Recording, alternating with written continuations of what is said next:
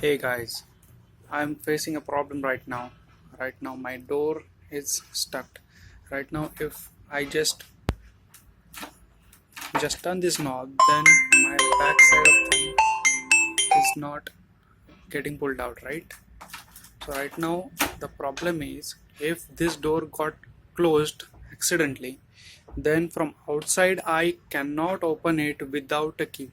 So see, right now this knob is still not getting out even though I'm turning it, but there is some mechanism. I can use key. By using key I can open this door.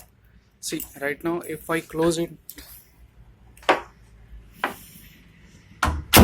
like this way, I can use key and open it, otherwise I would not be able to open it. See, right now I'm using a key. So there can be cases and accidents may happen, like by wind door has been get closed, and if you are having children playing inside, then they might get stuck and they might not be knowing how to open it. So as a precautionary, we need to take care of this knob. So right now, what is the solution? So I'll close this door right now, and you can see this knob inside, right?